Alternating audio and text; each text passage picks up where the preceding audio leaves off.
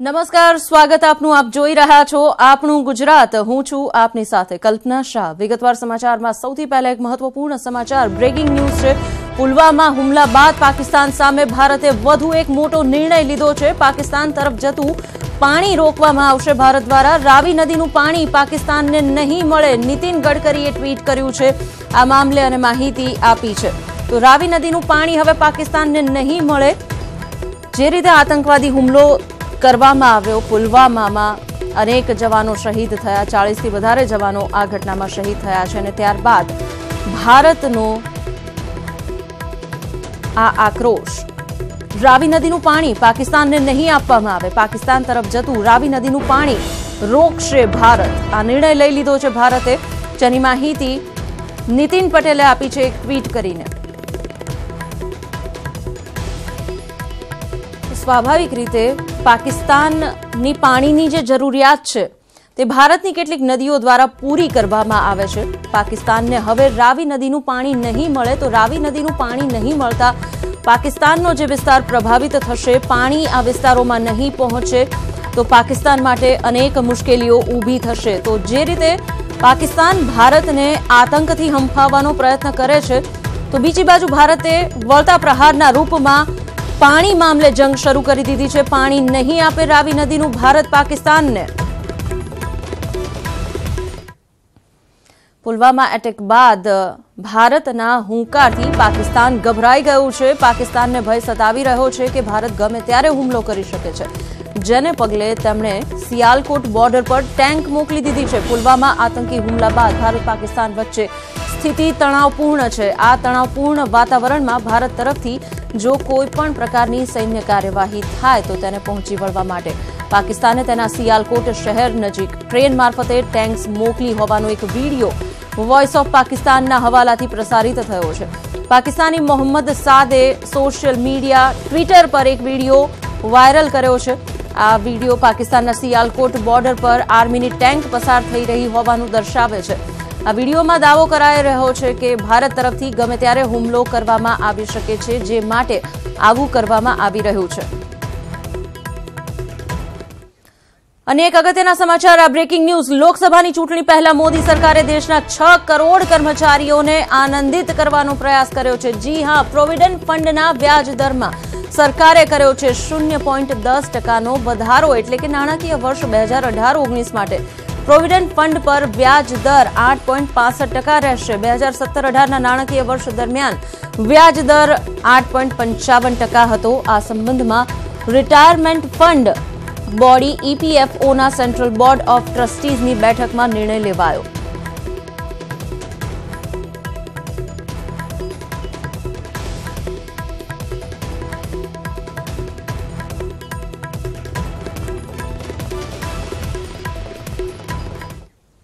અને હવે સમાચારમાં જોઈશું આક્રોશનો ઓવરટેક.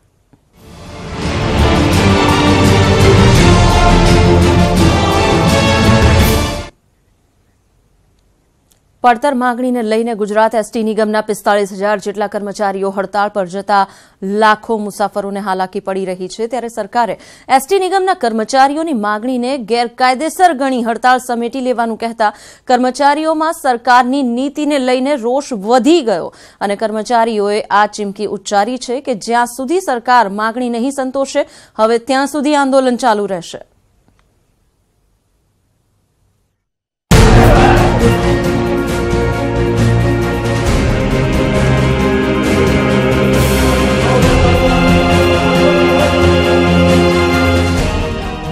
એસટી નિગમના કર્મચારીઓની હડતાળને લઈને સમગ્ર રાજ્યમાં લાખો મુસાફરો પરેશાન થતા તેની અસર સરકારના વલણ પર પણ જોવા મળી હતી અને મુખ્યમંત્રી વિજય રૂપાણીએ એસટી નિગમના કર્મચારીઓને હડતાળ પરત લઈ કામે લાગી જવાની રજૂઆત કરી. જોકે તેમણે એ વાત પણ કહી હતી કે જે નિગમ નફો કરતું હોય ત્યાં લાભની શક્યતા છે, જ્યારે એસટી નિગમ નફો નથી કરતું. આમ સરકારે આ બાબતને લઈને કર્મચારીઓની માંગણીને સંતોષવાના બદલે હડતાળ સમેટવાની સલાહ આપી. કમનસીબે એસટીના કર્મચારીઓએ હડતાલ પાડી છે. ગુજરાતના લાખો ઉતારુઓને મુશ્કેલી વધારી છે. 7મો પગાર પંચ એમની માગણી છે સરકારની નીતિ છે કે જે નિગમ નફો કરતા હોય એ ચોક્કસ આપે. જો કે મુખ્યમંત્રીના આ નિવેદનને લઈને એસટી નિગમના કર્મચારીઓ અને તેમની સાથે રહેલા વિવિધ યુનિયનમાં ભારે રોષ જોવા મળ્યો હતો. યુનિયન માને છે કે નિગમ પ્રજાની સેવા માટે છે અને તેમાં નફો નુકસાનના આધારે નિગમની ગણતરી ના કરી શકાય. જો સરકાર નફા નુકસાનની ગણતરી કરતી હોય તો શા માટે ગોવા, વારાણસી જેવા ખોટ કરતા રૂટ ચાલુ કર્યા? તે સવાલ પણ સરકાર પર ઉઠી રહ્યા છે અને હાલની સ્થિતિ જોતા હજુ પણ એસટી નિગમની હડતાળ સમેટાય તેવી સંભાવના નથી. હું તો આ ગુજરાત સરકારના સીએમ સાહેબની આવી વાતથી આ કામદારોને ઘોર અન્યાય છે. અમારું 7મું પગાર પંચની સંયુક્ત સંકલનની એક ડિમાન્ડ નોટિસ સરકારમાં ગઈ છે, એ પ્રોસેસમાં છે, એ નાણાં વિભાગમાં પણ ગઈ છે, ત્યાંથી મંજૂર થઈ છે. તો સીએમ સાહેબે આવી રીતે કામદારોના હક માટે જો એ નફા નુકસાનની વાત કરવા માટે હોય તો કોઈ વેપારી પેઢી નથી સાહેબ. એક સાથે 45,000 કર્મચારીઓ હડતાળ પર જવાના મામલે સરકારે હજુ સુધી કોઈ પગલાં નથી લીધા. બીજી તરફ હવે એસટી નિગમ યુનિયન પણ સરકાર સામે નમતું જોખવા તૈયાર નથી. જ્યાં સુધી તેમની માગણી સંતોષવામાં ના આવે ત્યાં સુધી તે હડતાળને સમેટે તેવા કોઈ એંધાણ નથી મળી રહ્યા અને એસટી નિગમના કર્મચારીઓએ સુરતમાં ગરબા રમી અને સરકારને બુદ્ધિ મળે તે માટે રામધૂન બોલાવીને આકરું વલણ બતાવી દીધું છે. ગાંધીનગરથી હિતેન્દ્ર બારોટ સાથે વિભુ પટેલ, ન્યૂઝ 18 ગુજરાતી, અમદાવાદ.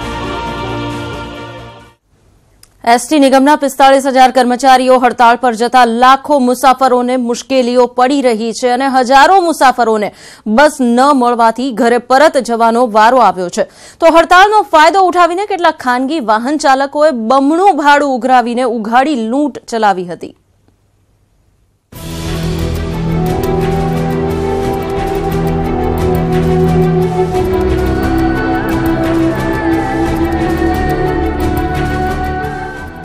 ગુજરાત એસટી નિગમના 45,000 કર્મચારીઓ તેમની 13 જેટલી પડતર માંગણીઓને લઈને બુધવારે રાતના 12 વાગ્યાથી હડતાળ પર જતા હજારો બસોના પૈડા થંભી જતા મુસાફરો ભારે હાલાકી ભોગવી રહ્યા છે. કોઈને સામાજિક પ્રસંગે જવાનું હતું તો કોઈ નોકરી ધંધા પર જતા હતા પણ પહોંચી શક્યા નહોતા. મુસાફરોએ સરકાર પર રોષ ઠાલવ્યો હતો કે કર્મચારીઓ છેલ્લા ઘણા સમયથી હડતાળની ચીમકી ઉચ્ચારી રહ્યા હતા તો પણ સરકારે શા માટે કોઈ પગલાં ન લીધા? મારે કેવડિયા કોલોની જવાનું છે. હું તો 10 વાગે અહીંયા આવી ગયા, એના પછી મને ખબર પડી કે સ્ટ્રાઇક છે. મને તો ઓનલાઈન રિઝર્વેશન બી છે મારો, પણ ત્યારે શું કરવું ખબર નહીં પડતી. મારા માટે તો એક જ બસ છે અહીંયાથી 12 વાગે અંબાજી રાજપીપળા, એમાં જવાનું છે. પણ આજે રાત્રે સ્ટ્રાઇક થઈ ગયા માટે મને તો બહુ પ્રોબ્લેમ થઈ. કાલે મને નોકરી ઉપર જવાનું હતું. ગોધરામાં બસ સ્ટેશન ખાતે 60 થી વધુ દર્દીઓ બસ બંધ થતા અટવાઈ ગયા હતા અને તમામને ઓપરેશન બાદ રાજસ્થાનના બાંસવાડા જવાનું હતું, પણ રાજસ્થાન જવાની બસ ન આવતા પરેશાન થયા હતા. તો અમદાવાદથી રાજકોટ જતા પેસેન્જરો પાસેથી ખાનગી વાહનોના ચાલકોએ ₹400 થી 500 વસૂલ્યા હતા, પણ મજબૂરીના કારણે પેસેન્જરો વધારે ભાડું આપવા મજબૂર બન્યા હતા. અહીંયા અડધો પોણો કલાક થઈ ગયો, કોઈ બસનો કે કાંઈ છે નહીં અને મને કાંઈ ખ્યાલ નહોતો કે ભાઈ એસટીમાં હડતાલ છે, બરોબર છે. એના લીધેથી હું અહીંયા અડધો કલાક પોણો કલાકથી ઊભો છું અને તકલીફમાં તો ઘણી બધી, કેમ કે આપણે ત્યાંથી ફાસ્ટ કામ પતાવીને ટાઈમે પહોંચવાનું હોય, બીજું બધું ઘણું બધું કામકાજ હોય અને આમાં કામકાજની આખી લાઈન વિખાઈ જાય. અમે પલસાણા ભણીથી જેવંતરાય દેવાસાઈ પોલિટેકનિકમાં અમે સિવિલ એન્જિનિયર કર્યું છું મેં ડિપ્લોમાથી, અને એમ કે રજા એસટી બેસ એમ બંધ કરવામાં આવી છે તો અમને હવે આટલી દૂર જવાનું થાય છે. તો આટલી દૂર જવા માટે પણ ગાડીથી તો જવાય નહીં, ઘરવાળા અલાવ નહીં કરે અને જે અમારું લેબનું હોય એ બધું ભણવાનું બગડે એમનાથી. તો બીજી તરફ ગ્રામ્ય વિસ્તારોમાં પણ ખાનગી વાહનોમાં જીવના જોખમે બેસીને મુસાફરી કરતા લોકો જોવા મળ્યા હતા. ત્યારે હજુ પણ જે રીતે એસટી નિગમના કર્મચારીઓ લડતના મૂડમાં છે, આગામી દિવસોમાં હડતાળ વધુ ઉગ્ર બને તેવી સંપૂર્ણ શક્યતા છે અને જેનો ભોગ સામાન્ય પ્રજાને બનવું પડ્યું છે. Bureau report, news 18 Gujarati, Ahmedabad. અને હવે સમાચારમાં વાત કરીશું ટીચરના તેવરની.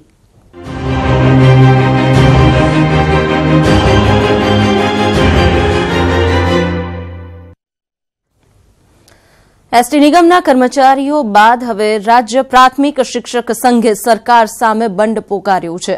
પોતાની પડતર માગણીઓને લઈને 2.25 લાખ શિક્ષકો આવતીકાલે એક દિવસ માટે માસ સીએલ પર ઉતરશે. એટલું જ નહીં, વિધાનસભાનો તે ઘેરાવ પણ કરશે.